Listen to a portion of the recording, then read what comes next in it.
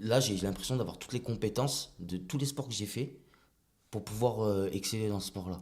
Je vais essayer. En fait, je vois ça, je kiffe. On a une technologie de ouf, tu vois. L'IA, tout ça, tu vois. On a des choses incroyables et on ne sait pas encore vivre ensemble. Ouais. Tu vois. Ils ont un pronostic assez dur hein, pour moi. C'est délicat, c'est-à-dire qu'ils ne m'avaient même pas visualisé, ils ne m'avaient même pas vu m'asseoir seul. Tu vois, c'est-à-dire que j'ai vu des visages se déformer, se décomposer. J'ai vu des réactions faites de gens incroyables. Je commence à avoir des haters sur le dos. Sérieux? Grave. Ils disent quoi? Et le cross du collège, je l'ai fait Tu l'as fait comment? Avec les béquilles? avec les béquilles. Énorme. Et je suis arrivé avant les asthmatiques.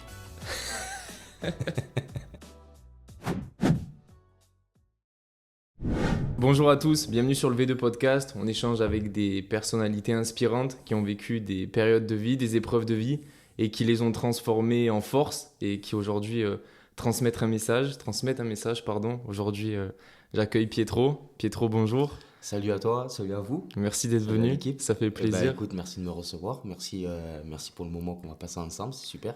C'est cool. Aujourd'hui, on va parler un peu de sa vie. Pietro, on t'a connu cette année dans l'émission Yes. La France a un incroyable talent. T'es arrivé jusqu'en quart de finale. C'est ça. Est-ce que tu peux te présenter en quelques phrases? Alors, je me présente, je m'appelle Pietro, j'ai 40 ans et je suis athlète artiste de haut niveau dans une discipline qui s'appelle le street workout. Alors, Ok. pour vous donner vite fait une définition du street workout, c'est une discipline urbaine qui consiste à faire des figures acrobatiques et statiques sur des barres de traction, barres parallèles et au sol. C'est une discipline qui est 100% urbaine. Et voilà, j'ai présenté mon art de rue sur Incroyable Talent. Je suis originaire de Fréjus-Saint-Raphaël et aujourd'hui, je suis là pour un podcast avec le frérot. Ça fait plaisir. Avec mon On plaisir. va voir que à travers ta discipline, tu transmets un message qui est fort. Mhm. Avant d'arriver au cœur du sujet, j'aimerais qu'on parle de ta vie un peu chronologiquement Avec grand plaisir. et qu'on commence par le début, ta naissance, le contexte. Mhm. T'es né avec un handicap. C'est ça. Est-ce que tu peux un peu nous expliquer de quoi il s'agit? Alors moi je suis né le 10 janvier 85, je suis né à Fréjus, mais j'ai été transféré directement sur Marseille. En fait quand je suis né, voilà, j'ai eu une malformation de naissance, Ok. très rare. En fait, dans les années 80, on n'était même pas 1000 à être atteint de cette malformation. Donc c'est vraiment un cas très rare. Et dès que voilà, je suis né, j'ai été transféré donc à Marseille à la Timone pour pouvoir justement faire des examens approfondis pour savoir exactement la pathologie que j'avais, de quoi j'étais atteint. Parce que je suis né assis, moi, si tu veux. Je suis né, les jambes, elles se dépliaient pas, tu vois. Déjà, ça commençait comme ça, tu vois. Ok. Donc, voilà, tu vois, je suis né d'une façon assez spéciale. Donc, très vite, j'ai dû passer sur le bloc, justement, pour dire que je puisse avoir une position allongée, tu vois. Ouais. Et puis, voilà, après, une batterie d'examens pour savoir exactement ce que j'avais. Ok. Et bon, ça, ma mère, elle a su à 8 mois qu'il y avait une malformation. Ouais, donc ça Elle a c'est su sur très la, tard. sur la fin de la Voilà, grossesse. sur la fin de la grossesse, c'est su, tu vois. Ok. Et puis quand ma mère elle a accouché, bah voilà, comme je t'ai expliqué, transfert, examen, et puis voilà, diagnostic de ma Ok. malformation.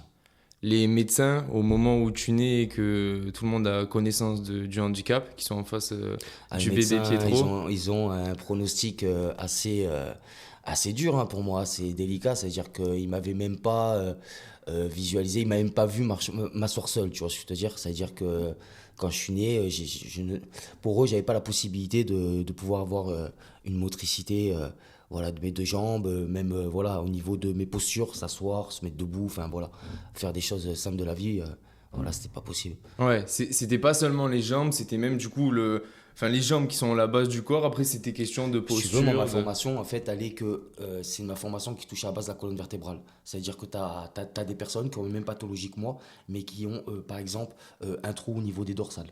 Tu vois, au niveau Ok. dorsal ou au niveau cervical. En Ok. fait, il nous manque une vertèbre, deux vertèbres, voire deux vertèbres. Moi, c'est Ok. au niveau des lombaires. Ok. Il me manque une vertèbre et demie. D'où le déhanchement que j'ai. Mais scientifiquement parlant, j'étais pas censé m'asseoir seul, justement, dû à ça. Parce que si tu veux, moi, mon squelette, il est divisé en deux. Tu vois, vous avez coccyx sacrum, moi, j'ai pas ça coccyx Ok. sacrum. Ok. C'est-à-dire que, tu vois, j'ai ma colonne vertébrale, la fin, la terminaison, tu vois, et je suis directement sur le bassin.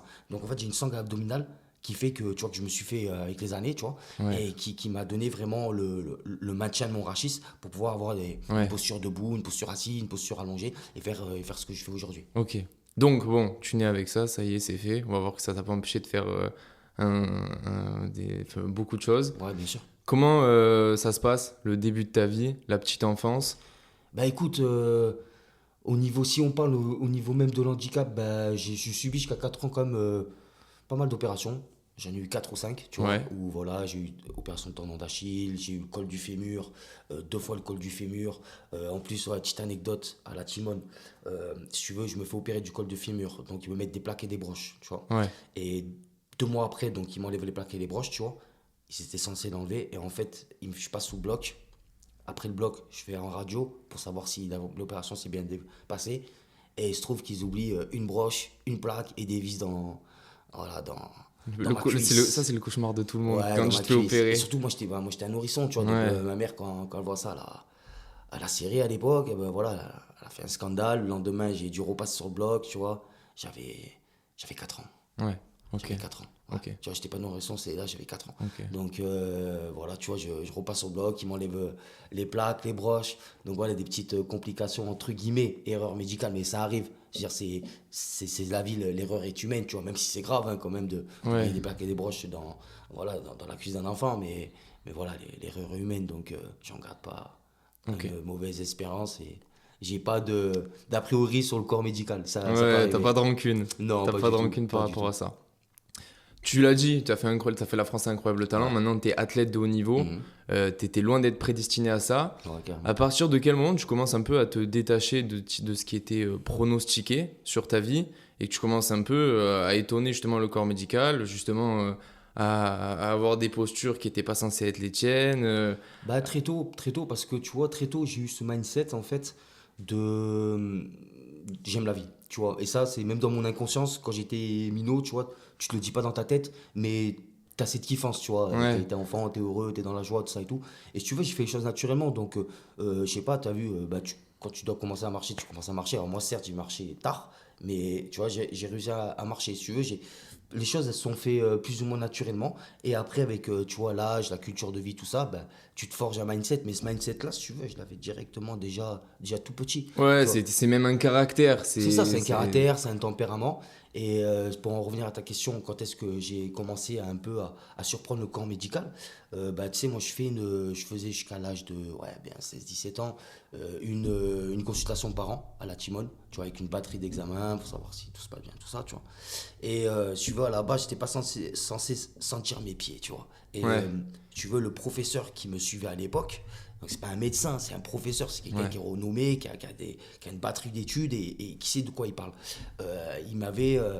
Il pensait que je chantais par mes pieds, tu vois. Et moi je disais oui, je les sens, tu vois. Et lui il dit non, c'est pas possible. Et genre il prend un briquet et il me met une flamme sous le pouce du pied, tu vois. Moi je suis aïe. Et genre, je dis, ah, il reste bête, tu vois. Et tu vois, rien que là déjà, il a pas compris parce que normalement je suis pas censé avoir des terminaisons nerveuses ouais, jusqu'au pied, tu vois. Par exemple, ouais, moi mes pieds ils sont paralysés, tu vois. ouais. Mes pieds je peux faire que ça avec, tu vois, je peux pas les bouger. Donc dans la logique des choses, les terminaisons nerveuses elles devaient pas arriver jusqu'à mes pieds. Pourtant tu vois, je sens tout mon corps, Ouais, voilà. ok. Donc déjà ça commençait là. Ouais, t'as quoi? Je vois ce que tu veux dire. Tu grandis un peu, Ouais. forcément, tu as une vie sociale, Mhm. par l'école, par les loisirs, etc. Le regard des autres, à ce moment-là, il est comment? Alors encore une fois, je vais t'annoncer une anecdote. Dans les années 80, sachant que moi j'ai un handicap moteur, mais pas psychique, Ouais, le handicap il est assez englobé. C'est-à-dire que ce soit handicap physique ou psychique, tu es un peu mis dans la même case. ouais, Donc si tu veux, à l'époque c'était compliqué pour un enfant en situation de handicap d'entrer dans une école standard publique. Il y avait toujours des écoles spécialisées. Ma mère très tôt, elle s'est même battue. si tu avais la tête bien faite. Voilà, totalement. Ma mère s'est battue très tôt avec mon ancien kiné, tu vois, pour justement montrer que bah, j'avais pas besoin d'être dans une école spécialisée et que je pouvais être dans une école publique comme tout le monde, tout ça, tu vois. Et donc elle s'est battue. Au début, la première année de maternelle, j'y allais que quelques fois dans la semaine. Il y a eu une adaptation. Tu vois, ils avaient du mal à comprendre que c'est pas parce que tu es en situation de handicap que tu ne peux pas être dans une école publique. Jusque la deuxième année où vraiment ils ont accepté que je sois l'année, tu vois, à l'école. Et donc c'était ma deuxième année de maternelle. Ma deuxième année de maternelle, je marchais pas encore. Je marchais à 4 pattes. Tu vois, moi j'ai marché à 6 ans. J'ai marché très tard. Donc si tu veux, je suis arrivé dans la classe de maternelle, je suis arrivé à 4 pattes, tu vois. Et tu vois, tous les gamins à l'époque, ils sont mis à 4 pattes, ils sont entrés dans la classe comme ça. Énorme. Tu vois, C'est magique, ça. c'est magique, tu vois. Il Ah n'y a pas ouais, eu, tu veux, l'enfant, il est vrai. Il ouais, est vrai. Ça veut dire que, tu vois, je sais pas, ils ont eu besoin le besoin, l'envie, je ne sais pas, tu sais, à l'époque, mais de rentrer comme moi. Ils sont tous rentrés à quatre pattes. Ah, c'est énorme Ah, ça. c'est énorme dans la classe. Voilà. Mais ça me fait penser à un truc. Donc, on a reçu Luc qui, pareil, est handi-aventurier, Mhm. enfin, qui a un handicap et qui, Mhm. pareil, déjoue les pronostics. Et il disait que lui, il a commencé à sentir un regard des autres différent à un âge où, en fait, les enfants étaient un peu influencés par les parents, dans le sens où les parents vont te dire, pas méchamment, mais fais attention, cette personne est différente, etc. Et à ce moment-là, tu vois, il y a un comportement qui va un peu changer, mais de eux-mêmes, de base, de manière instinctive. Tu vois, ce changement, ils l'appréhendent pas. Pour eux, c'est... En fait, comme ils n'ont pas de normes, eh ben, ils s'imaginent pas te traiter différemment. Ou... C'est à partir du regard des autres, du regard des plus grands, qui se disent, ah ouais, mais il y a un truc qui est moins normal, tu vois, et qui vont Mhm. plus être précautionneux, tu vois. Mais tu vois, c'est marrant ce que tu me dis, parce que tu vois, moi, par exemple, le mindset qu'elle a eu ma mère face à mon handicap, c'est-à-dire elle a considéré, mais dans son éducation, elle a fait comme si j'étais valide totalement. C'est-à-dire Ouais, que je te donne un exemple, comme je t'ai dit, j'ai commencé à bien marcher correctement, entre guillemets, à l'âge de 6 ans, au CP. Tu vois, ouais. c'est-à-dire toute ma maternelle, je marchais, je me levais, je marchais un peu, je me C'était tenais. difficile. Des fois, j'arrivais, je ripais, je tombais, tu vois. Et quand je ripais, je tombais, tu as vu, genre, ça arrivait à la sortie de l'école, tu as vu, je pouvais riper, tomber, tu vois. Toutes les mamans, elles étaient choquées. Oh. Et ma mère, c'est bon, il va se relever. Et Ouais, tant qu'il n'y a pas de sang, il n'y a rien. ouais, Tu ouais. vois. Et tu vois, cette éducation un peu à la dure, bah, ça m'a aussi forgé, tu vois, à Ouais. l'handicap et à pas se plaindre, à pas. Voilà, tu vois, en fait, tu veux, il a été directement le handicap. Mhm. Et j'en ai directement.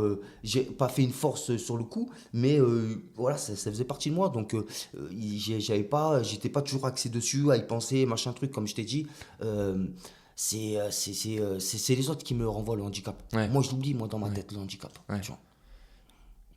On dit de toi, tu dis de toi que tu as eu une vie de caméléon. Et quand on est arrivé, enfin qu'on s'est rencontrés tout à Mhm. l'heure, tu m'as dit que ta vie de caméléon, elle s'est matérialisée très tôt. Ouais, c'est matérialisé très tôt, tu vois. Bon, c'est pas matérialisé, on va dire, ni en maternelle, ni en primaire, parce que là, tu vois, tu grandis, t'es vraiment, t'es petit encore, tu vois. Ouais, Donc, voilà. Après, j'ai toujours eu une vie. Là, si on parle de maternelle et enfin, de ma vie scolaire jusqu'au secondaire, ouais. Donc si tu jusqu'au veux, collège. voilà, jusqu'au collège, tu vois, j'ai toujours eu des copains.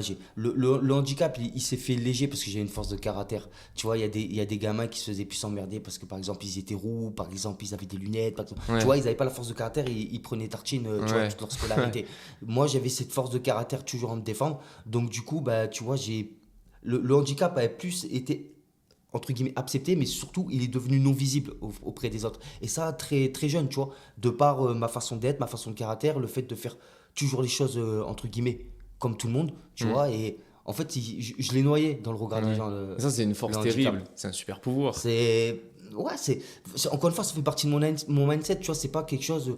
Bien sûr, il y a du dépassement de soi, mais encore une fois, c'est quelque chose de naturel. C'est Ouais, pas quelque chose que je vais aller réfléchir, puiser, machin, c'est toujours fait naturellement, tu vois. ouais, Je te donne juste un petit exemple. Au secondaire, tu vois, tu as le cross du collège, tu vois. ouais, ouais. Et tu vois, ce cross du collège-là, la première année que je suis arrivé en sixième, je suis sorti d'une lourde opération au niveau. C'était de mon genou, c'était mon genou, tu vois, ils m'ont cassé le genou, tout ça, parce qu'il était mal fait. Donc, du coup, voilà, tu vois, ils m'ont cassé l'os pour pouvoir me remettre sur une bonne posture. Donc, je suis arrivé en sixième, j'étais en béquille, tu vois, je sortais juste du 16 roulant, j'étais en béquille, tout ça. Et le cross du collège, je l'ai fait, Tu l'as fait comment? Avec les béquilles? avec les béquilles. Énorme. Et je suis arrivé avant les asthmatiques. Tu vois, c'est-à-dire que je suis pas arrivé dernier. Ouais, ok. Voilà. Et Donc les tu... asthmatiques, tu vois, ils sont arrêtés avant, tu vois. Moi, j'ai quand même fait un tour et demi à l'époque, tu C'est vois. énorme. C'est énorme. Voilà, tu vois, tu vois, il y a toujours eu cette intégration. Par exemple, quand je suis arrivé en sixième, moi, j'étais dans un collège qui s'appelle André Olota à Fréjus, et Ouais. c'était une des premières ZEP en France, zone Ok. d'éducation Ouais, prioritaire. ouais. Donc, c'était un collège qui était, c'était la zone, tu vois. J'arrive en sixième, et si tu veux, comme je te dis, j'arrive en béquille, et il y avait un ascenseur tu vois, dans Ouais. l'établissement. Donc, du coup, premier jour, il me donne la clé. Tu vois, il est en béquille, il va pas galérer avec tu vois, les escaliers, tout ça. Et tu vois, moi, encore une fois, l'intégration, le fait de réussir, je suis quelqu'un de sociable, tu vois. Bah, le premier jour, j'ai fait monter toute la classe tu vois, dans l'ascenseur. Je suis monté, je suis arrivé en haut, le proviseur, il m'a pris les clés, il m'a dit, c'est bon, tu vas prendre les escaliers, tu vois. Ça se passe pas comme ça, tu vois. Voilà, j'ai toujours eu tu vois, cette Ouais. façon d'être, cette façon de Ouais. faire. Tu t'es fait opérer jusqu'à quel âge? Jusqu'à quand t'as Alors, été, si tu veux, j'ai dit stop. En fin de compte, j'ai dit stop parce que des opérations pour t'améliorer, il y en a toujours. T'as Ouais. eu, mais au bout d'un moment, tu vois, t'en as marre de te faire casser des os, voilà, qu'on t'ouvre sur le billard, tu vois. Jusqu'à l'âge de la dernière, je crois que ça a été 15 ans. Après, Ok. j'ai dit stop, tu vois. Ok. Voilà. Et justement, à ce moment-là, niveau scolaire, t'es comment? T'es bon? T'es pas trop. J'ai toujours été dans la moyenne au niveau scolaire, je forçais pas. Ok. Tu vois, je forçais pas, c'était pas trop école, tu vois. J'étais pas trop studieux parce que j'étais quelqu'un d'hyperactif, Ouais. tu vois. Mais voilà, j'assimilais quand même, tu vois. Ouais. J'étais pas dans Tu les passais sous derniers, les j'étais pas dans les radars. premiers. Ouais, tu vois, j'étais toujours dans la moyenne en fait. Moi aussi. Ouais. Voilà, tu vois, Non, mais tu vois, j'ai vécu l'éducation, tu vois, dans le sens, enfin, l'éducation nationale. J'étais parmi les élèves tempête, mais tu vois, je décrochais pas non plus, tu vois. Ouais. Voilà. Ouais, je vois ce que tu veux dire. Jusqu'en quatrième, on va dire, j'ai pas décroché pas quatrième, voilà, comme je dis, là, ma vie de camélon a commencé, et là, j'ai commencé à décrocher, et puis avoir d'autres orientations de vie, tu vois. Ok. Ben vas-y, on attaque cette partie-là. Donc t'es à 14 ans, c'est ça? Voilà, 14 ans. 14 piges. Alors, si tu veux, bon, on va remonter un peu, pour t'expliquer un peu comment a démarré ma vie de caméléon. Moi, si tu veux, je suis né, bon, voilà, euh, je suis pas né comment dire, j'ai pas été désiré par mon père, par exemple, tu Ok. vois. Si tu veux, dans les années 80, les femmes, il y a eu beaucoup de femmes qui, tu vois, il y a même une musique qui était sortie là-dessus, elle a fait un enfant toute seule. C'est-à-dire que les femmes, au bout d'un certain âge, surtout dans les années 70-80, elles arrivaient où, voilà, elles n'avaient pas réussi à construire quelque chose, mais elles avaient envie d'un enfant. Donc elles se disaient, le premier qui vient et avec qui je me sens bien et je pense qu'il y a quelque chose à construire, Ouais. je me fais mettre Ouais, un c'est bloc, l'envie entre guillemets. de maternité qui te rattrape Voilà, un peu donc sur du le coup, tard. c'est ce que ma mère, elle a fait. Elle a cru être avec la bonne personne, donc mon père. Donc voilà, elle tombe enceinte. Elle annonce à mon père. Mon père, oh, c'est cool, génial et tout, machin. Il discute un peu de ça. Et puis après, il dit, bon, ben, j'y vais, à demain. Et puis, jamais revenu. Il peut être demain. Voilà. Ouais. Tu vois, il a pas assumé. Mais, Donc t'as grandi qu'avec ta mère. Ouais, j'ai grandi avec ma mère et mon beau-père. Voilà. Ok. Donc ça commence de là, tu vois. J'ai grandi avec ma mère, ma grand-mère au début. Ma mère après, bon, elle a eu un homme dans sa vie qui a été très gentil avec moi jusqu'à l'âge de mes 5 ans, que j'ai encore des très bons souvenirs. Ils se sont séparés parce que bon, voilà, il a escroqué un peu d'argent à ma mère, tu vois. Parce que bon, moi, si tu veux, mon grand-père, c'était un homme d'affaires. Si tu veux, moi, je fais partie de la première vague d'immigration. Je suis petit-fils d'immigrés. Moi, c'est mes grands-parents qui sont venus en France pour travailler, tu vois. Et Vous veniez d'où? moi, je suis petit-fils d'immigrés d'Italie, tu vois. Voilà, donc ma mère, elle est de la Toscane et mon père, ses origines que j'ai su après, Sardaigne et Corse. Ok. Voilà. Donc j'ai vraiment que des origines italiennes et corse méditerranéennes, tu vois. Ok. Et si tu veux, donc cette première vague d'immigration, mon grand-père qui vit en France, et si tu veux, il a construit un empire en France. Il a réussi dans le bâtiment, tu vois, il a vraiment fait réussite. Et quand il est parti, voilà, il a légué un bel héritage à toute ma famille, dont ma mère. Et bon, ma mère, elle n'a pas su trop gérer, elle s'est fait escroquer par un premier homme, tu vois. Donc le monsieur que je te parle, qui a été très gentil avec moi. Mais bon, là, ça n'a pas duré. Et après, j'ai eu l'entrée de mon beau-père. Voilà, il est resté 20 ans, plus de 20 ans dans ma vie, tu vois. Ouais, c'est ça, plus de 20 ans. Il est parti en 2011. Et bah, c'était un homme qui m'aimait comme son fils, mais c'était un homme qui était atteint d'alcoolisme profond, très profond. Et il était violent. Ça veut dire que ça arrivait le soir, quand il avait ses 30 canettes du jour, parce qu'il buvait à peu près 30 canettes de crocs par jour. Puis une bouteille de vin le soir, tu vois. Et avant, c'était le pastis, c'était l'alcool fort. Et quand il commençait avec l'âge à plus gérer l'alcool fort, il est passé au vin. Mais il était alcoolique profond. Et violent dans le sens où le soir, c'était là où il avait l'alcool le plus mauvais. Tu pouvais dialoguer avec lui jusqu'à 16h. Jusqu'à 16h, tu pouvais dialoguer avec lui, c'était une super belle personne. Après, à partir de 17h, il commençait à être rongé, tu vois, par l'alcool et par ses démons. Et du coup, il était mauvais. Il avait l'alcool mauvais. Donc, dès qu'il y avait un petit truc qui lui plaisait pas, il me tapait sur la gueule, tu vois. Et j'ai mangé des coups, jusqu'à quand j'ai réussi à me défendre. Et voilà, quand j'ai grandi, j'ai réussi à me défendre de ça, tu vois. Et après, il s'est calmé. Mais voilà, toute mon enfance, il s'est même cassé la main sur ma tête, tu vois. Voilà, tu vois. Ouais, mais pour des conneries, tu trop, vois. quoi. Pour des. Ouais, voilà. Ah ouais, c'est sûr que j'ai été dur. Hein. Il a fait le mauvais choix, oui. tu vois. Et il a payé parce qu'il a eu une incapacité de travail, il a galéré, tu vois. Donc ça s'appelle le karma, tu vois. Ouais. Il a été mauvais, il a payé par la suite, tu vois. Mais quand tu parles de ça, j'ai pas l'impression que tu lui en veux vraiment. Non, pas du tout. Pas du Pas tout. du tout parce qu'il m'a appris. Il m'a forgé. Et puis surtout, il m'a aimé comme son fils. Donc tu peux pas, tu vois, lui dire. Et puis voilà, avec ma mère, ils ont eu un petit, tu vois, que c'est mon petit frère. Ouais. Tu vois, mon petit frère, c'est mon sang. Tu Ouais. vois, il n'y a pas de demi-frère. Tu vois, on a grandi ensemble, on s'est fait ensemble. Voilà, pourtant, on a 9 ans et demi d'écart, tu vois. Mais c'était le petit qui restait toujours avec les grands, qui venait toujours nous casser les couilles, tu vois. Puis en plus, quand c'est ton petit frère, tu dis, allez, vas-y, casse-toi, tu vois. Tu relâches squatter avec nous et tout. Donc, non, tu vois, je peux pas lui en vouloir. Mais c'est vrai il m'a mené la vie dure. J'ai vécu dans ce contexte, cet environnement-là familial assez Anxiogène. anxiogène, toxique. Ouais. Mais en même temps, tu vois que autant ma mère que mon beau-père, tu vois, ils m'aiment. Tu vois, mais ils ont pas su se gérer eux-mêmes certains points. Donc, quand tu sais pas te gérer toi-même, c'est compliqué de gérer l'éducation de tes enfants. Même si ils m'ont quand même donné une éducation, ils avaient quand même certains principes. Mais chez moi, c'est l'anarchie, c'était Bagdad. Ouais. Donc, on va en revenir à ma vie de caméléon. C'est Ouais, ce que du tu coup, m'as dit. voilà, tu Donc, décides de partir, je suppose. si tu veux, jusqu'à l'âge de 14 ans, je subis. Tu vois, je subis un peu, bah voilà, tu vois, les humeurs de mon beau-père. Tu vois, mon beau-père, il gueulait le soir. Ma mère, elle lui remettait le couvert le matin, tu vois, parce que le soir, elle n'arrivait pas à communiquer avec lui. Donc, j'étais dans un environnement de cris. Donc, très vite, scapavia, je partais de la maison. J'allais m'évader dehors avec mes potes, tout ça. Et comme je t'ai dit, ma mère, bon voilà, tu vois, elle a fait des erreurs, notamment financières. C'est-à-dire qu'on a été très vite à Payolle. Très vite. Donc, du coup, bah voilà, t'as 14, 15 ans, t'as besoin de sous, t'as besoin de t'habiller. Tu veux essayer d'être hype un peu comme les autres. T'as pas envie d'avoir une paire d'Atemi, tu vois. Big dédicace à ceux qui sont des années 80, 90. Les Atemi, les Fly, ça vous connaissez. Hein, c'est les chaussures de la Hesse. Et j'en avais marre tu vois, j'avais pas envie. Déjà, j'avais l'handicap à porter, tu vois. Déjà, T'avais tu vois, envie d'être frais. j'avais envie d'être Ouais. frais, tu vois. Voilà, tu vois. Donc, très vite, bah voilà, tu vois, j'ai squatté dans la rue et je me suis mis à faire de l'argent. Et moi, notamment, bah, tu vois, bah, j'allais pas braquer, je suis cramé, tu vois. Je veux dire, je rentre tu vois, je veux dire, c'est pas On bien te ce que je te dis. reconnaît. Mais si on me reconnaît. Ouais. Donc, je suis tombé dans le hashish très vite, voilà. Ok. J'ai commencé à fumer tôt, voilà, tu vois. Et pour ça, là, on va commencer de rentrer dans ma vie de caméléon. J'ai commencé à fumer tôt le hashish. Et du coup, bah, ça coûte cher.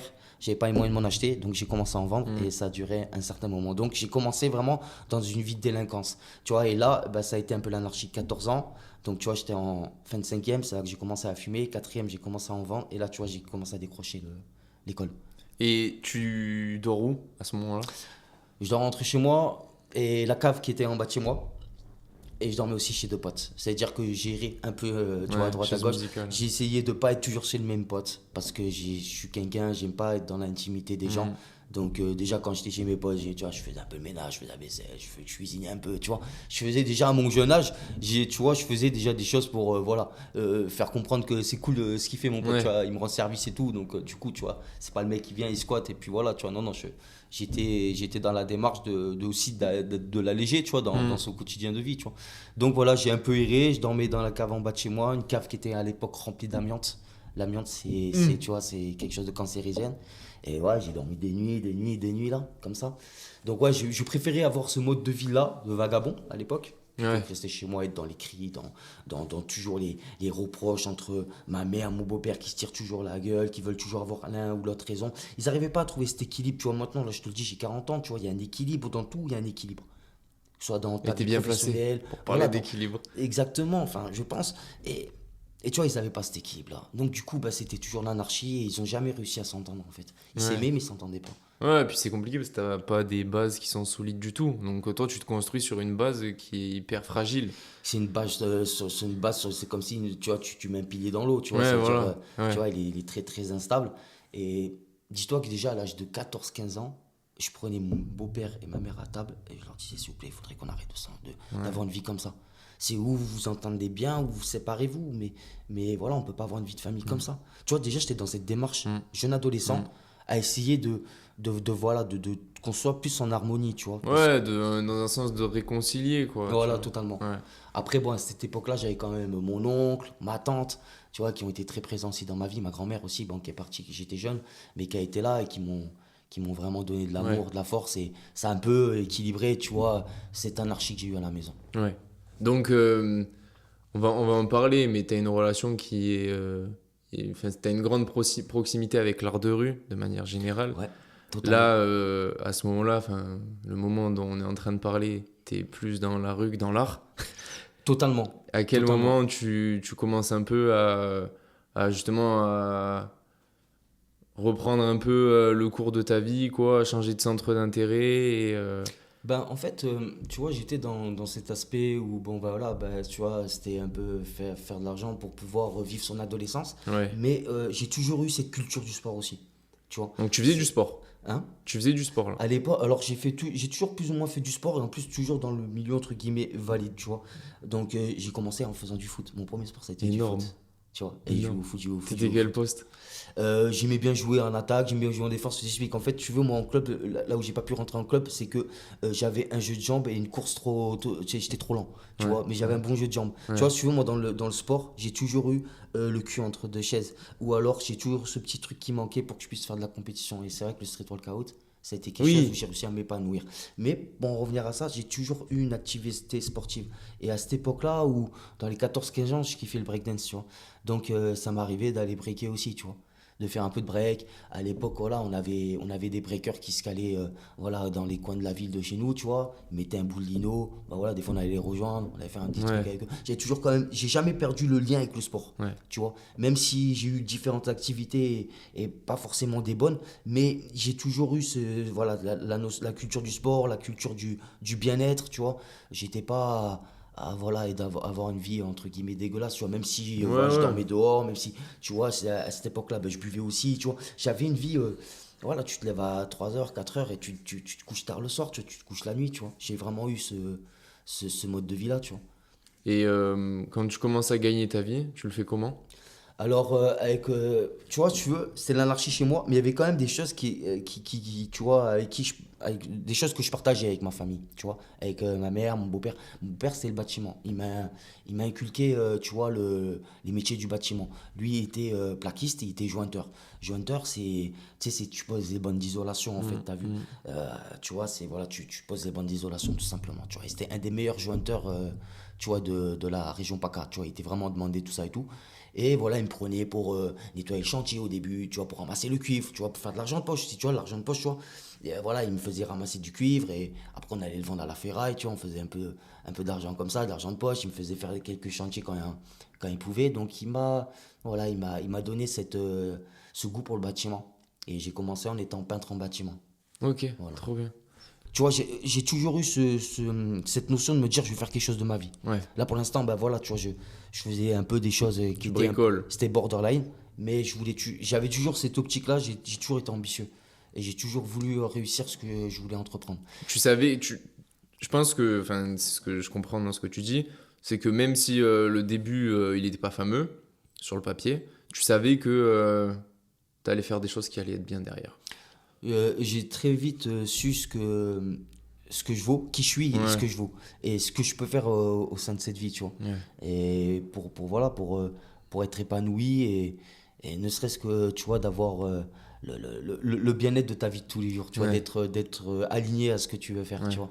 À 15-16 ans, t'as pas ces mots-là, Non, mais t'as l'entrain, ouais. voilà. Donc tu bosses sur les chantiers après, Je bosse sur sérieusement? les chantiers, tout ça.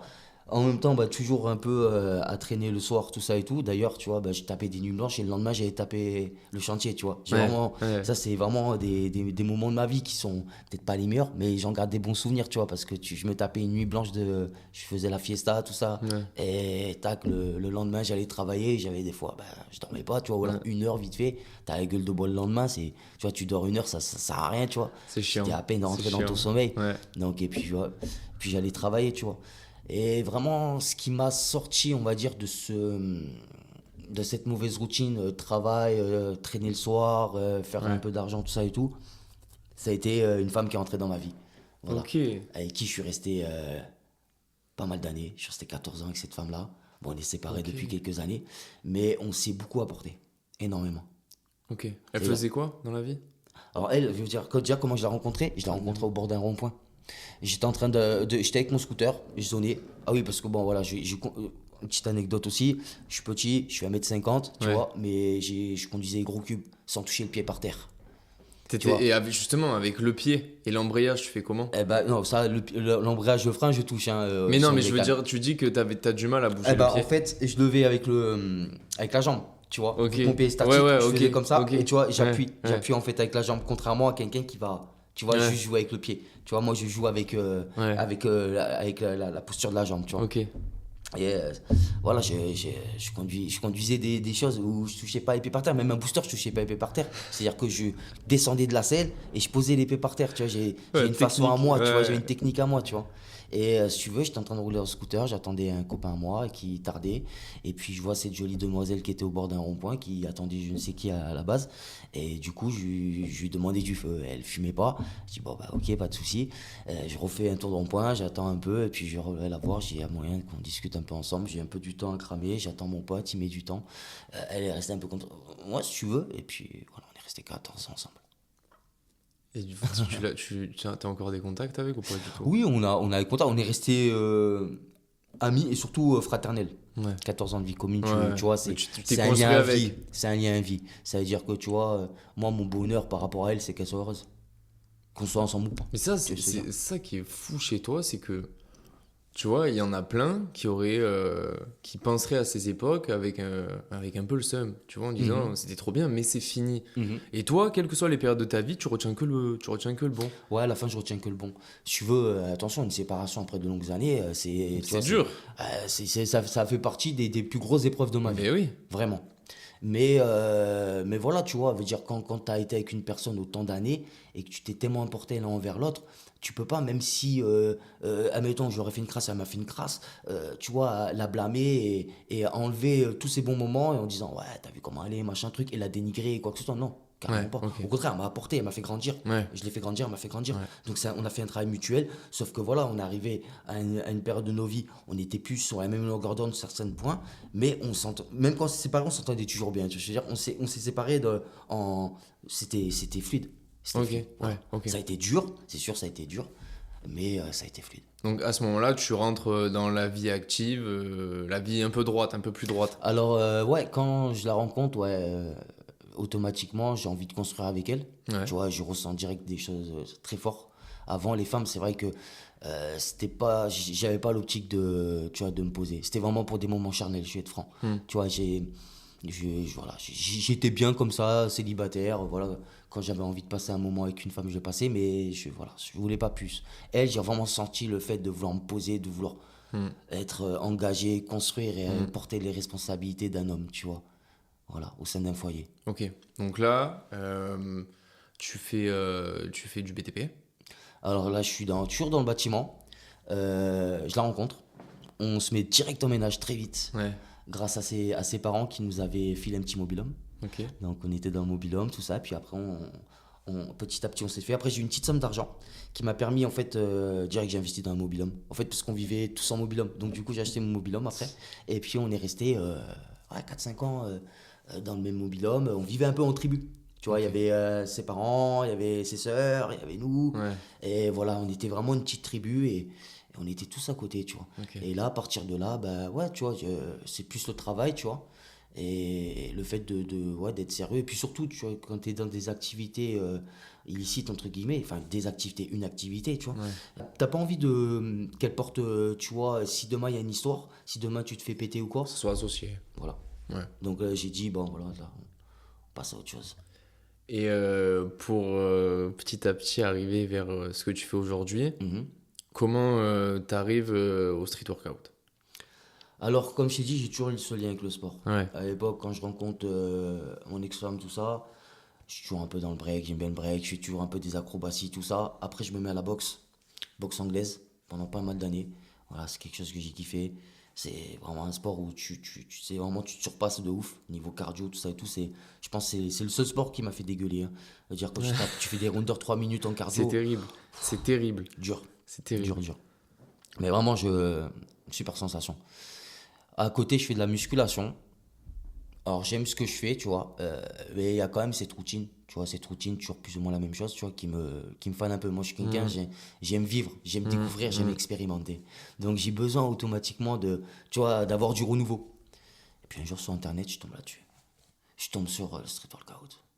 C'est presque le mélange de muscu, de break, de tout ce que pour toi, c'est Tu le vois, ce que je Graal. viens de dire, c'est exactement ce que j'ai ressenti. Ouais. Je me dis, putain, là, j'ai l'impression d'avoir toutes les compétences de tous les sports que j'ai fait pour pouvoir exceller dans ce sport-là.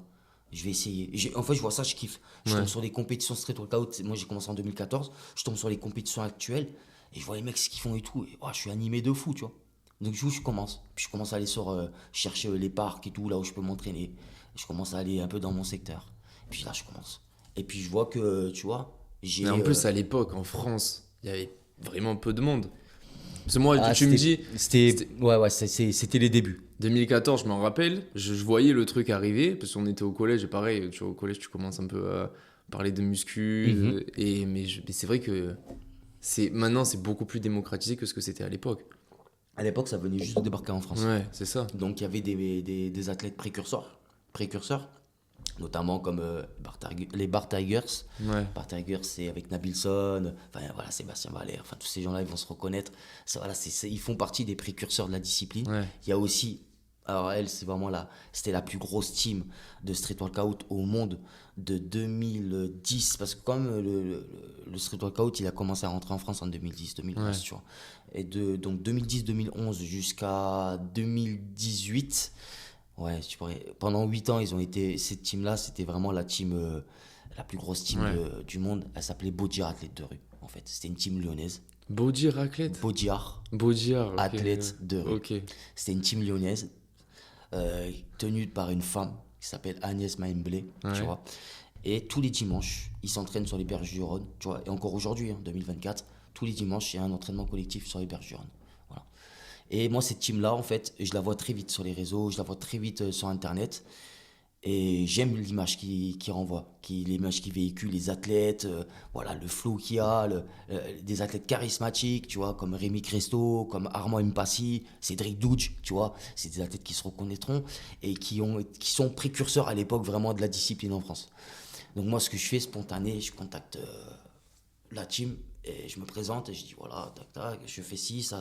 J'ai découvert la discipline il n'y a pas si longtemps que ça. J'adore cette discipline, j'adore ce que vous faites. J'aimerais qu'on fasse quelque chose ensemble. Ouais.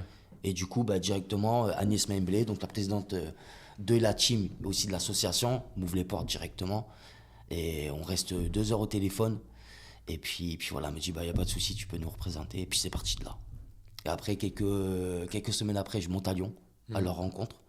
Et le jour où je monte à Lyon, c'est donc un entraînement du dimanche. Et c'est un jour où il y a Red Zone de France O qui viennent tourner. Je me rappelle de cette émission. Voilà.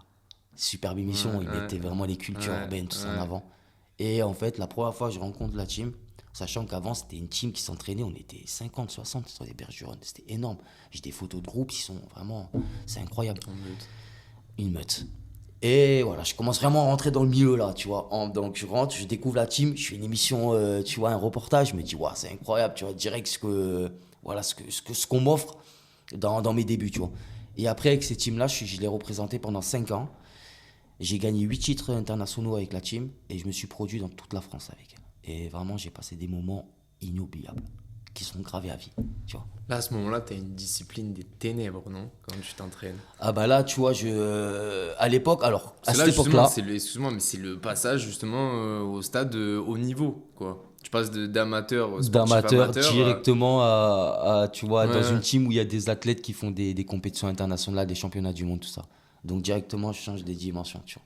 Sachant qu'à cette époque-là, là, je vais juste remonter un peu jusqu'à 2010. Donc, comme je t'ai dit, j'étais dans le bâtiment. Après, je me recycle. Je me dis, qu'est-ce que je fais de ma vie? Je suis un peu de tatouage. À l'époque, mon ex-beau-frère, donc le copain de la sœur à mon ex-femme, tient un shop sur Istres. Et du coup, j'ai envie de me mettre un peu dans le tatouage, tu vois. Donc j'expérimente, j'achète le matériel, je bosse un peu dans son shop, il m'apprend tout ça et tout. Mais à l'époque, tatouage assez fermé, peu d'aide au niveau, enfin d'aide, tu galères pour avoir un crédit, pour un fonds de commerce et tout. Je vois que tu vois, les portes, ça se ferme un peu. Je me dis, bon, je le garde en passion, ça. C'est toujours une passion de tatouage. Mais je dis, vas-y, je pique par Tu passion. t'es tatoué? Ouais, Toi-même? j'ai fait pas mal de tatouages Ouais. sur moi où je me suis piqué, tu vois. Et puis j'ai aussi le père de mon ex-femme qui, quand j'ai commencé le tatouage, il m'a dit, Je ton cahier. voilà, y a pas de souci, fais-toi plaisir. Je suis là pour ça. Il adore les tatouages. C'était un ancien barlou des années 70, tu vois. Énorme. Donc du coup, il m'a offert son corps. Il m'a dit, tiens, tu prends ma peau et tu t'exerces. Donc j'ai eu cette chance-là d'avoir voilà, le père de mon ex-femme qui m'a donné son corps pour pouvoir expérimenter le tatouage. Mais voilà, je décide d'en garder une passion. Et du coup, je décide je me suis dit, pourquoi pas aller travailler dans la fonction publique, tu vois. Pourquoi? Parce que À l'époque, mon ancien kiné, je vais te remonter un peu, quand je t'ai parlé d'intégration dans l'école publique, ma mère, elle s'est battue avec un kiné, mon ancien kiné, qui est devenu maire de la ville dans laquelle j'habitais avant, Roquebrune-sur-Argence. Et je me dis, bah, je vais aller taper à sa porte, il me connaît, et puis voir s'il n'avait pas un taf à me proposer, tu vois. Et puis je tapais à sa porte, il m'a donné un rendez-vous, il m'a dit, voilà, je lui ai donné mon CV, mes compétences, et il m'a dit, bah, pas de souci, la semaine prochaine, tu viens, tu bosses au technique. Donc j'avoue, piston, hein, j'ai pas galéré, j'ai donné mon CV, il m'a dit, ok, on se connaît, vas-y, je te mets au technique. J'ai bossé pendant 3 ans, là, tu vois, et là, on en revient au street, à mes débuts. Donc, je fais du street workout, j'expérimente, je découvre totalement cette discipline. Et voilà, je rencontre des gens, je vais sur Lyon, tout ça et tout. Mais à côté, j'ai mon travail. Donc, à côté, je fais encore mes 35 heures semaine, tu vois. Ouais. Je rentre du boulot le soir. La première chose que je fais, je m'échauffe, je lance des planches. Enfin, je me mets directement dans la discipline. J'ai pas de transition. Travail, sport. Ouais. Travail, sport. Je suis à un moment où je me lève, je pense street workout, je mange street workout, je dors street workout. J'ai que le street workout. Et quand tu es dans cette période-là, tu le fais vraiment par pure passion parce que tu es animé par le truc et tu peux pas faire autrement que pratiquer, ou tu as des ambitions dans ce milieu-là? Tu te dis j'ai envie de devenir quelqu'un dans ce Alors, milieu, tu vois. au début, mais par pure passion. Ouais. En fait, pure passion dans le sens où je me dis, waouh, toutes les compétences que j'ai eues dans les sports différents que j'ai pratiqués toute mon enfance, mon adolescence et en tant qu'adulte, je peux les transposer dans cette discipline-là et je peux être voilà, un athlète monstrueux. Ouais, je pense que c'est ça, c'est aussi le truc dans toutes les disciplines. Tu parlais du foot, la boxe aussi, forcément, il faut avoir des putains d'appui pour. Totalement. Et je pense que tu as eu. Je pense que tu te sens. En gros, tu te dis, putain, j'aurais été capable d'être vraiment bon dans cette discipline, dans celle-ci aussi. Et à un moment donné, tu as toujours été un peu bloqué à un certain C'est moment. ça. Et là, tu vois que le truc, il est débridé, que tu peux aller hyper loin. Totalement. Par exemple, pour la boxe, là où j'étais embêté, c'est que pour la compétition, c'est que j'étais un bon puncher, Ouais. mais j'avais un jeu de jambes trop court dû à ma taille. Donc du coup, quand j'étais avec un boxeur de mon âge et bon, qui était bien plus lourd que moi, tu vois, bien plus grand que moi, entre guillemets, tu vois, lui, quand il fait un pas sur le déplacement, j'en fais un et demi. Ouais. Donc tu vois, l'endurance, ça me demande beaucoup Ouais. plus d'endurance. Donc tu vois, je fatiguais plus vite, j'étais obligé d'être beaucoup plus sur la défensive et réfléchir quand j'étais dans l'offensive pour pouvoir placer mes coups, tout ça. Donc ça a été littéralement un frein pour la Ouais. compétition. Donc du coup, bah, après quand j'ai découvert Street Workout, pure passion, et puis après très vite, je me suis dit qu'avec toutes les compétences, que ce soit l'endurance de la boxe, j'ai fait de la musculation, donc la force de la musculation, la créativité et le flow du breakdance. En plus de la muscu, là, il y a une grosse différence. C'est Ah que, ouais, non, totalement. je veux pas insulter l'ego muscu, mais là, pour le coup, le street workout, c'est vraiment un art. C'est C'est différent. une danse. C'est différent. Il y a quelque chose, quoi. Quand Ouais. tu te représentes, tu fais un spectacle. Tu fais pas C'est une ça. démo, tu fais un spectacle. Après, je suis parti des athlètes aussi qui le véhiculent comme ça. Ouais. T'en as qui viennent, ils mettent leurs écouteurs, ils s'entraînent. Et Ouais. tu vois, il n'y a pas du tout l'aspect artistique, il y a plus l'aspect performance. Tu vois.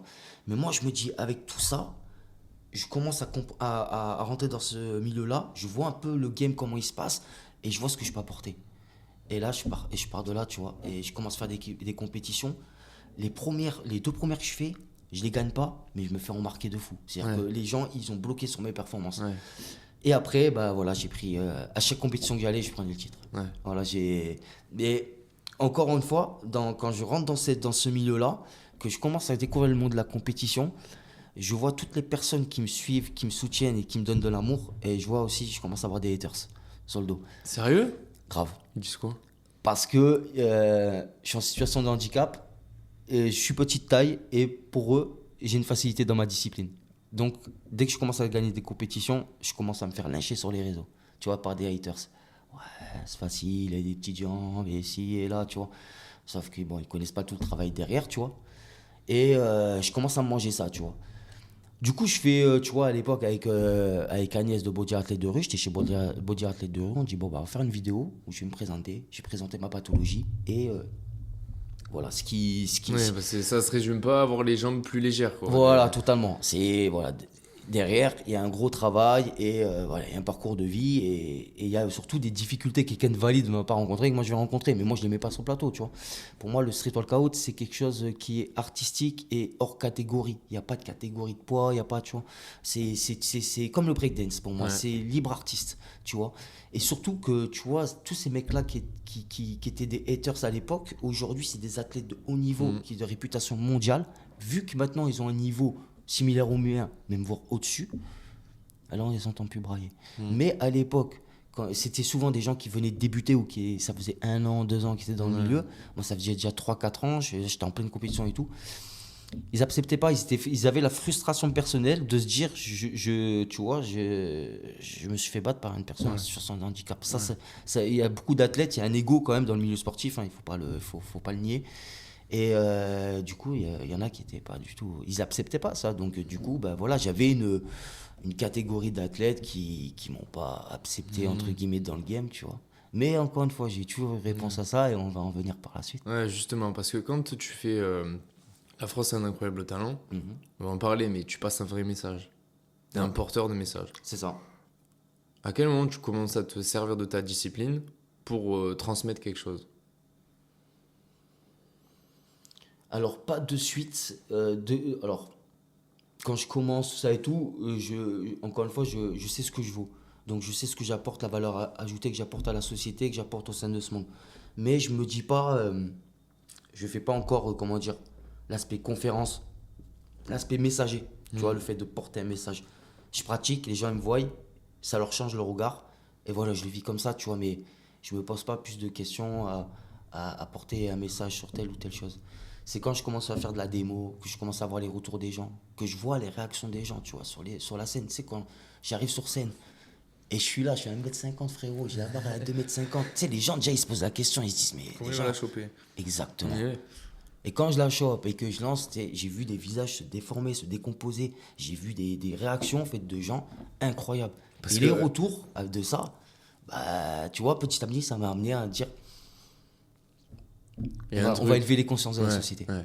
Parce que voilà, c'est important de le dire aussi. Ouais. Que la plupart des gens, tu les as épatés. Ils ont été admiratifs. Ils n'ont pas été rageux. Ceux qui ont ragé sur toi, c'est une infime partie, c'est loin d'être une majorité.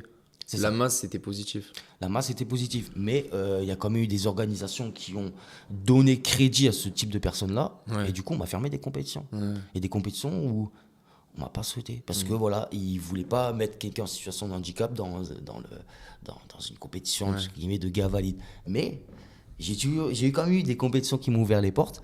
Et j'avais des objectifs. Quand j'ai commencé à connaître le milieu, les athlètes, tout ça et tout, j'avais quand même des objectifs. J'avais envie de tomber sur certaines personnes, tu vois. Et bah, j'ai réussi à tomber contre eux, tu vois. Et c'était des personnes qui avaient... Tu vois, parce que j'ai même eu des athlètes de haut niveau qui ne m'acceptaient pas, tu vois. Mais quand je tombe en battle contre eux et que je les ai battus, tu vois, bah, ça a été ma réponse. Tu vois, je n'étais pas là à brailler sur les réseaux ou donner de l'importance à répondre à tout, tu vois, toutes les méchancetés ou méchancetés gratuites, tu vois. Mais voilà, ma réponse a été là. Tu vois, ma réponse a été dans une victoire. Tu vois, dans une belle prestation que je pouvais faire, dans un nouveau mouvement, parce qu'il faut savoir que j'ai inventé des figures dans ce milieu, et aujourd'hui, elles sont reprises dans le monde entier. Et tu as énormément de gens qui font ces figures-là, et ils savent même pas que ça vient de moi. Ils l'ont vu de quelqu'un qui l'a vu de moi. C'est répandu. C'est ouf, hein. Énorme. Voilà. C'est quoi le message que tu veux transmettre aujourd'hui à travers ta discipline? Tu en as parlé dans La France a un incroyable talent. Est-ce que tu peux le dire maintenant? Quand les gens ils te regardent, qu'est-ce que tu as envie de les faire penser? Bah, tu sais, le message de vie, c'est comme je l'ai dit sur Incroyable Talent, c'est éveiller les consciences, tu vois. Faire grandir les consciences sur la position, le regard du handicap, tu vois. C'est-à-dire, voilà, que le handicap, tu vois, même la personne qui va être dans une chaise roulante tétraplégique, tu vois, que tu vas voir, tu sais, il y a beaucoup de personnes qui vont dire, ah putain, le pauvre, il a de la vie dure et tout, certes, tu vois, mais... ils vont juger dans l'incapacité, alors que ce mec-là, ne serait-ce que pour bouger avec son chaise roulant et tout, tu vois, il va aller chercher une force, il va aller chercher une détermination pour pouvoir trouver la mobilité par rapport à son état. Tu vois, ça, et en général, la force à laquelle il accède, le mec valide qui a jamais eu de pépin à ce niveau-là, il n'a pas spécialement cette force-là. Bah, en fait, les personnes, tu vois, c'est fou ce que je vais te dire, mais limite, c'est une bénédiction dans le sens où ça te forge, encore une fois. Tu sais, on est dans un monde où surtout les Occidentaux, en Occident, là je vais parler vraiment de l'Occident, les gens se plaignent pour rien. Se plaignent pour rien. Il fait froid, il fait froid. Il fait chaud, il fait chaud. Il vente, il vente. Tu vois, veut dire, les gens ne sont jamais contents. Tu vois, et ils n'ont pas la notion du déjà acquis. Tu vois, le fait, putain, je suis bien déjà, j'ai un toit, j'ai à manger tous les jours, je peux boire. Si je veux faire de l'argent, je peux en faire. Je suis dans un pays où il y a de l'argent. Donc j'ai juste à être ambitieux, à me mettre dans une niche et à travailler. Tu vois. Et les gens n'ont pas la notion de ça. Tu vois, ils vont toujours chercher ce qu'ils n'ont pas ou ce qui ne va pas. tu vois. Et notamment, quand tu es atteint d'une pathologie, ou même si tu as une histoire de vie où tu as vécu des choses assez dures, assez traumas, tu vois, justement, ça te forge par rapport à toi, toutes ces petites... voilà, c'est rien en fait, tu vois, le fait qu'il fasse froid, qu'il fasse chaud, enfin, dire, ça fait partie de la vie en fait. C'est des paramètres. C'est exactement, t'as trouvé le mot, voilà, c'est des paramètres. Ouais. C'est des paramètres, c'est pas une difficulté de vie, c'est pas, tu vois, voilà. On vit l'instant présent, il fait froid, il fait froid, on va pas rester focalisé là-dessus. On vit le moment, tu vois, on vit ce qu'on doit vivre en fait. Voilà, moi c'est comme ça que je vois les choses, que j'interprète la vie, que je vis la vie, tu vois. Pour moi, un problème, c'est pas un problème, c'est une difficulté. Ces difficultés-là, va t'apprendre, tu vois. Et je te dis, dans n'importe quelle difficulté, tu perds demain un proche, ça va être dur, mais ça va t'apprendre. Ça va t'apprendre à accepter qu'après la vie, il y a la mort. Tu vois. Une maladie, tu vas atteindre une maladie, tu vois. Si tu vas la combattre et tu vas gagner face à elle, elle va t'inculquer plein de choses. Le goût de la vie, le goût de l'instant présent, le goût des choses que tu vois qui ont tendance à s'évaporer dans le quotidien des gens, tu vois. Voilà. C'est ça que je veux porter. Tu vois, il y a le handicap, mais si tu veux, il y a aussi la philosophie d'élever les consciences, tout simplement. Aujourd'hui, on est capable, tu vois, de mettre en place des iPhone 16 avec on a une technologie de ouf, tu vois, l'IA, tout ça, tu vois, on a des choses incroyables et on ne sait pas encore vivre ensemble. Ouais. Tu vois, quelle que soit ta race, ta couleur de peau, ta religion, on est là, on se met des bâtons, les gens se mettent des bâtons dans les roues, tu vois. Moi, j'ai grandi avec toute communauté et c'est une richesse. J'allais chez mon pote, j'allais manger un mafé, j'allais chez un autre pote, j'allais manger le couscous, j'allais chez un autre pote, j'allais manger des pâtes thaï, tu vois, j'ai grandi avec toute communauté, mais c'est une richesse, mais tu peux pas imaginer, tu vois. Clairement. Et c'est ce genre de choses-là que tu me dis, je comprends pas pourquoi le monde, tu vois, pour moi c'est voulu, tu vois, que ces choses-là restent, tu vois, le savoir-vivre ensemble, c'est quelque chose qui est pas souhaité pour moi par, tu vois, les gens qui nous dirigent, tu vois, il faut nous diviser. Tu vois, le fait de l'unité, ils savent très bien que la table, on va la soulever et ils vont se casser la gueule. C'est phrase bateau, mais... C'est bateau, mais c'est réel. L'union fait la force, c'est réel.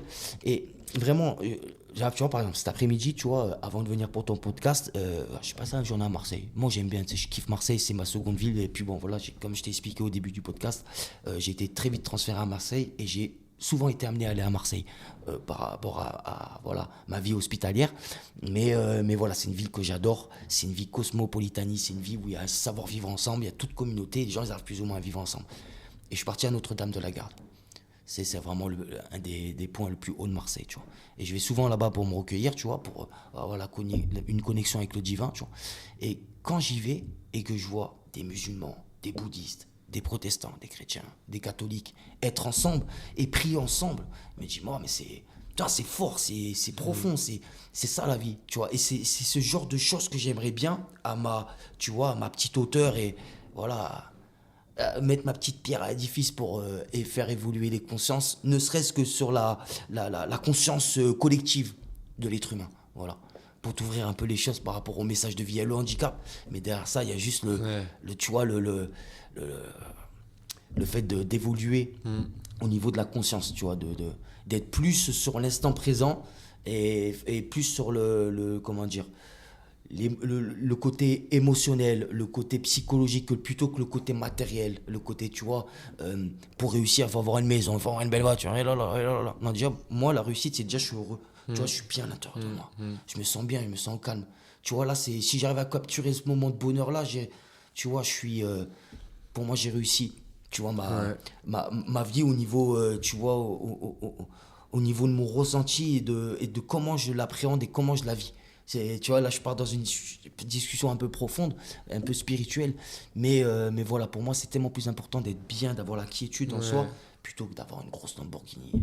Ouais, mais en plus, tu parles de moment présent. Et ça fait sens avec moi parce que il y a des moments où tu te fais de la bile, tu vois, tu te fais du souci sur des trucs où tu es triste. Et 95% des choses pour lesquelles tu as des pensées négatives, elles sont soit passées, soit futures. Totalement. Et en fait, quand tu te rends compte que le moment présent, il est simple, que justement, on parlait de paramètres, pour le coup, dans le moment présent, il n'y en a pas beaucoup, tu vois, des paramètres, il n'y a pas 5000 choses à penser. Tu vis. Voilà, là, on est tous les deux, on parle, il ne se passe rien d'autre, tu Totalement. vois. et ben c'est hyper réconfortant d'être dans le moment présent et que dans le moment présent. C'est ça. Et en fait, tu te rends compte que 95% des problèmes que tu as, tu te les crées. Ah ouais, C'est de bien sûr. l'anticipation, C'est comme tu dis, l'anticipation, la procrastination Ouais. ou alors de la nostalgie Ouais, c'est sur ça. sur des C'est croyances ça. limitantes. Et en fait, la croyance limitante, c'est ça qui te freine en premier lieu. En fait. Ouais. C'est vraiment ça qui te freine. T'as beau avoir n'importe quel projet, si tu le travailles et tu crois en toi, il n'y a pas de raison que tu réussisses pas. Il n'y a pas de raison. Tu vois, si tu donnes les moyens, que tu vois, tu règles bien les paramètres pour pouvoir réussir, Ouais. tu vas le faire. Mais les croyances limitantes, est-ce que je vais réussir? Est-ce que je suis à la hauteur? Est-ce que je vais avoir l'audience? Est-ce que je vais avoir tu vois, les chemins qui s'ouvrent? Ouais. Est-ce que je vais avoir les portes? Enfin, tu vois, il y a plein de choses qui fait que tu te poses des questions. Et ça, tu vois, c'est un parallèle qui est tout fait avec une de mes dernières questions. C'est hier, quand je préparais le podcast, je regardais un peu ce que tu faisais. Et en fait, tu fais vraiment plein de trucs. Tu fais Effectivement. plein de trucs. Ouais, Mais vraiment. je Je suis un amoureux de la vie. Ouais, ça en devient drôle. Tu vas créer ton site internet, Ouais. tu vas faire de la création graphique, tu fais tes vidéos, tu pilotes ton drone, tu fais du sport, tu fais de la récup, tu bricoles, tu fais des créations. Totalement. En fait, tu veux, au fur et à mesure que j'ai avancé dans ma discipline, donc au début ça a été une passion, après vraiment bah, j'en ai fait de la compétition, j'ai connu le monde du show et je me suis dit je kiffe. Donc du coup j'ai pris voilà, cette décision d'arrêter ma vie salariale pour me mettre à 100% Ouais. dans l'entrepreneuriat et le fait de me produire sur scène, tout ça. Tu vois. Donc je me suis perdu, frérot. Tu me disais par rapport à quoi? Je te disais par rapport. En fait, ma question c'était que tu fais 100 000 trucs. Voilà. Et tu le fais en plus avec une certaine réussite. C'est genre, tes vidéos elles sont bien montées, les plans ils sont bien tournés, t'as l'air d'être un putain de manuel. C'est-à-dire que tu fais de la récup, à chaque fois tu fais des trucs, c'est vraiment beau ce que tu fais. Et justement, tu parlais de croyances limitantes. Là pour le coup, t'en as pas, tu vois. Et en gros, même si on vient de dire que c'était pas le plus important, tu montes tes petits projets, enfin petits ou gros, avec une certaine réussite.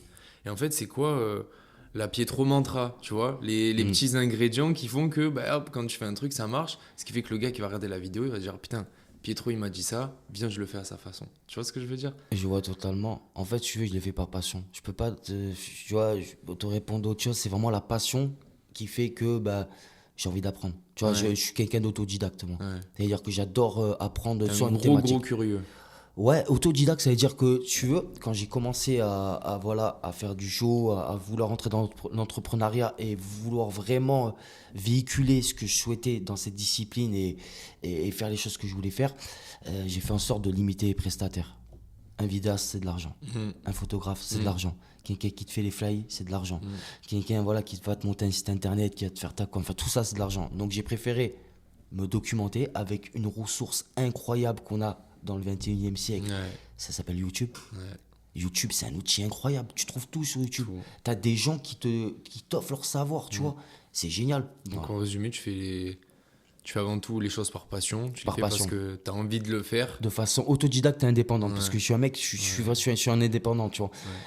Pour donner un exemple de ça, comme je t'ai dit, j'ai représenté pendant 5 ans Body Athlète de rue.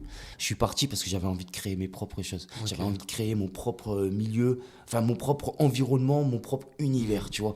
Je voulais, tu vois, là, j'ai représenté pendant 5 ans. Il y avait Pietro de chez Body Athlète de rue. Là, je voulais être Pietro, voilà, avec mes propres actions. Et ça a commencé avec, voilà, B-Boy on the voilà, Bar. tu peux montrer. Donc voilà, ça c'est la marque de mon textile, Ouais. de mes textiles. Voilà, c'est une marque que j'ai développée en 2018, voilà, qui a été créée en 2018. Elle a été déposée à l'INPI, tout ça. Et en fait, B-Boy on the Bar, c'est très simple. Un B-Boy, c'est un breaker on the bar. B-Boy on the Bar. Donc voilà, un breaker sur bar. C'est comme ça, moi, je véhicule la discipline, tu vois. C'est vraiment, il y a cet aspect artistique, cet aspect création, cet aspect flow. Et c'est comme ça que je m'identifie dans la discipline. Donc directement, quand voilà, j'ai quitté la team, j'ai créé ma propre identité. J'ai fait pas mal de nouveaux visuels, je fais des slogans, tout ça. Et c'est moi qui fais le logo, qui le floque et qui te l'expédie jusqu'à chez toi. C'est-à-dire que j'ai toute la chaîne C'est pas toi de... qui le livre non plus. Je le livre pas, C'est le seul mais truc je que tu fais t'envoie. pas. Ouais, c'est le seul truc que je fais pas. Et encore, quand quelqu'un veut s'offrir juste sa raf, on se voit à l'entraînement, je lui donne en main propre, tu vois. Mais sinon, voilà, toute la chaîne que ce soit l'illustration, la production et jusqu'à la vente, et ben en fait, voilà, tu vois, Tout est j'ai géré. limité tout, j'ai enlevé un maximum de prestataires. Donc là, au moment où on tourne ce podcast, on est à l'aube de 2024. Au moment où il sort, ce sera le tout début de l'année 2025. À l'heure actuelle, on a vu toute ta chronologie. Qu'est-ce que tu fais maintenant aujourd'hui? Bah aujourd'hui, je me produis. Voilà, si je te parle au niveau street workout, je me produis, donc je fais une initiation, démonstration, show, soit d'un format d'un jour, 2 jours, 3 jours, tu vois.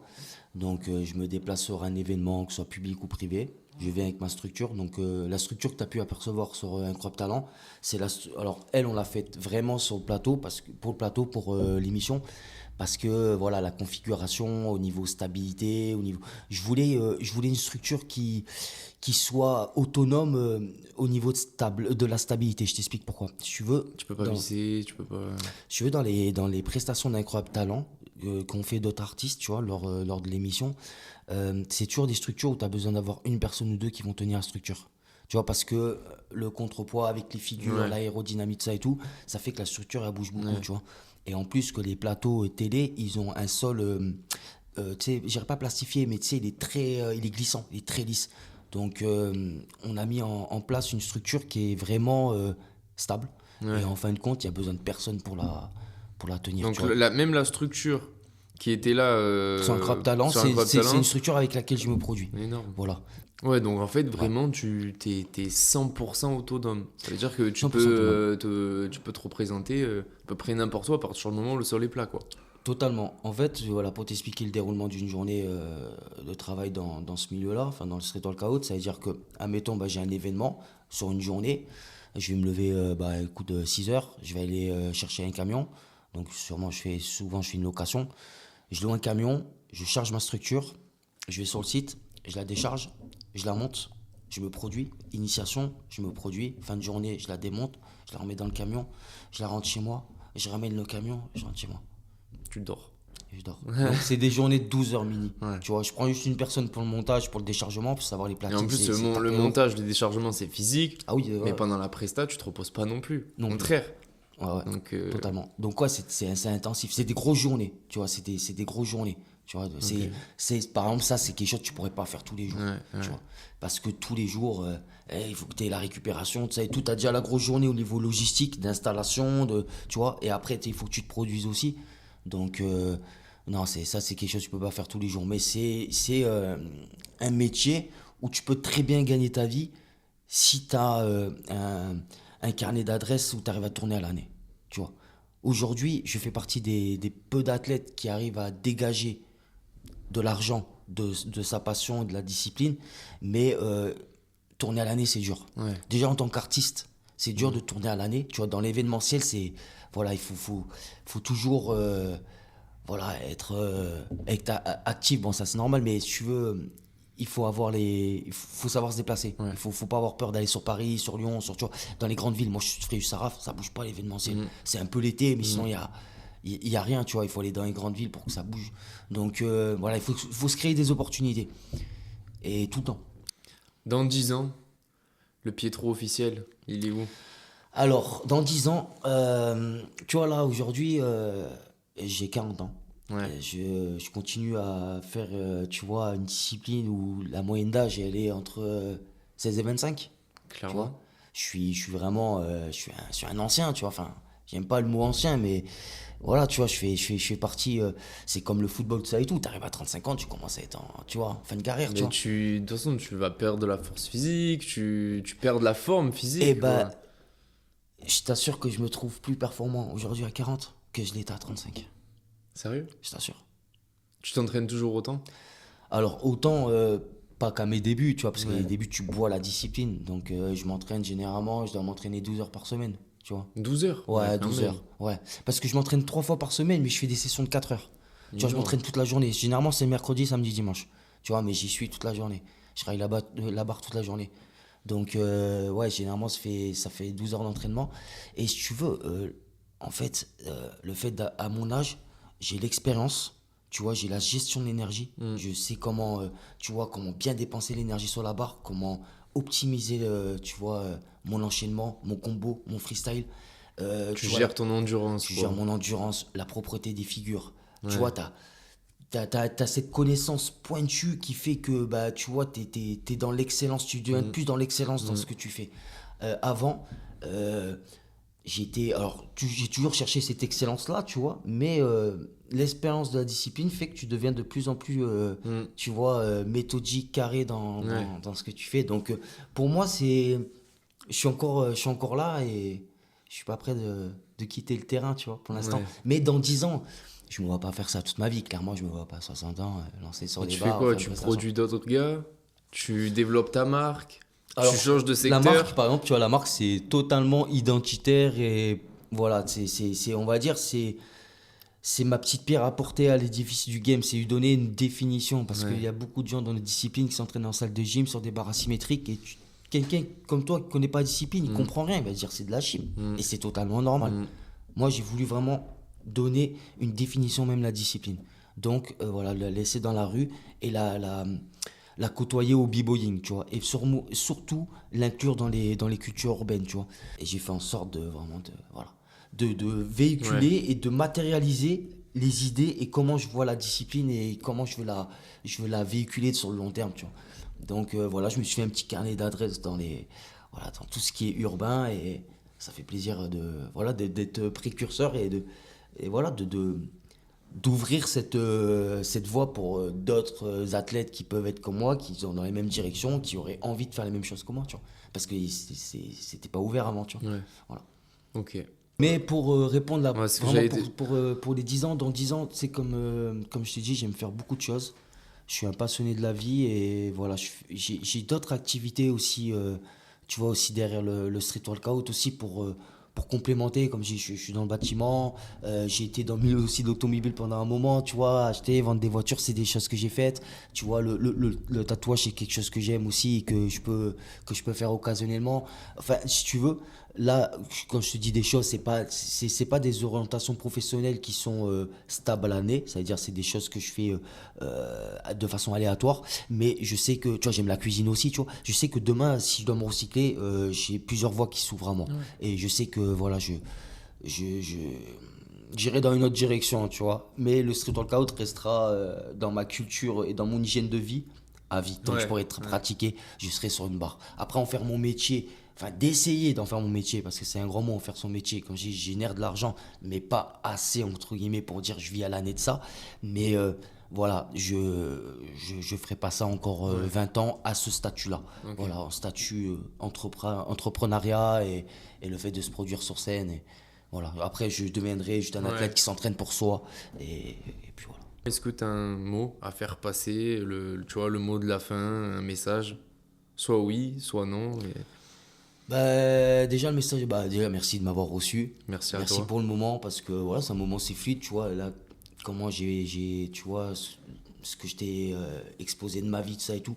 Je suis Ouais, pas un- merci. Je suis D'ailleurs, pas un mec tu qui vois. me confie, Ouais, tu vois. Je ouais. t'avoue, et surtout quelqu'un que je connais pas déjà, au mien, j'ai du mal à me confier. C'est-à-dire que moi, quand je suis dans mon peu de famille ou que ce soit dans mon réseau d'amis, j'offre que le bon. Ouais. Tu vois, mes difficultés de vie, j'en Ouais. parle pas. Je les vis, je cherche des solutions. Je dis pas que c'est une qualité, hein, parce que ne pas demander de l'aide, c'est pas forcément une qualité. Mais j'ai du mal à ça, tu vois, à demander ou quoi que ce soit. Donc, je suis de la philosophie, je partage que le bon, tu vois. Et c'est pour ça que t'avoir fait rentrer dans les entrailles de ma vie, Ouais. dans mon parcours de vie, je le fais pas avec tout le monde. C'est cool. Du moins de cette profondeur-là. Et merci à toi. Donc, merci vraiment de m'avoir reçu. Et puis voilà, le message que j'ai à passer pour la fin, c'est peu importe qui tu es, ce que tu as fait dans la vie. Et voilà, aujourd'hui, si tu as envie d'entreprendre, si tu as envie voilà, tu as l'ambition de quoi que ce soit, fais-le. N'attends pas. Ok. N'attends pas le moment propice Vas-y. ou te dire voilà, est-ce que je suis prêt, est-ce que je suis pas prêt, les croyances limitantes, ce qu'on discutait tout à l'heure. Voilà, tu as envie de faire quelque chose, fonce. La vie elle est courte, one life. On peut te retrouver où? Sur Instagram, YouTube? Instagram, alors j'ai le même blaze pour tous les réseaux, c'est Pietro B-Boy de rue. Donc ça c'est mon blaze, voilà, mon nom d'artiste. Tu vas me retrouver sur toutes les plateformes. Et puis après, le nom de mon asso, la marque, B-Boy on the Bar, pareil, tu vas me trouver sur les réseaux, sur YouTube. Et puis après, j'ai une chaîne que pour la vidéo, Parce que des fois, je fais aussi de la vidéo pour des amis. On tout ça mettra et tout. tous les liens de toute façon en description. Shoot de rue. Et puis Custom Daz. Custom Daz, c'est pour tout ce qui est custom, création, comme tu en as discuté tout à l'heure. J'aime bien créer, j'aime bien rénover, j'aime bien customiser. Et j'aime tout ce qui touche à l'art urbain. Donc en fait, voilà, je touche plein de choses, tu vois. Ouais. À l'époque, j'ai fait du graphe, j'ai été DJ, j'ai fait, ça je te l'ai pas dit, mais j'ai fait pendant plus de 13 ans, j'ai rappé, tu vois. J'ai pas en cherché à en faire un métier, je voulais pas buzzer ou quoi que ce soit. Je faisais vraiment, Ouais. c'était mon antidépresseur. Ouais. Tu vois, il y a des gens dans l'adolescence, ils prennent des antidépresseurs, tout ça et tout. Bah en fait, le moyen de me réfugier par rapport à, tu vois, les soucis, tu vois, les difficultés de mon adolescence, de ma vie familiale, tout ça, je posais sur papier. Voilà, c'était mon antidépresseur. Voilà. Bah voilà, je crois, après je t'ai tout dit, hein, c'est vraiment, Ouais. Trop bien. t'as envie de faire quelque chose, crois en toi et voilà. Merci Pietro, c'était Bah, un bon. merci à toi, C'était trop bien. merci à vous, merci à Ouais. l'équipe, voilà, toute l'organisation, tout ça. Ouais. Vraiment Merci, génial. merci d'avoir regardé cet épisode. Vous pouvez retrouver Pietro, comme il l'a dit, sur ses réseaux, sur Internet de manière générale.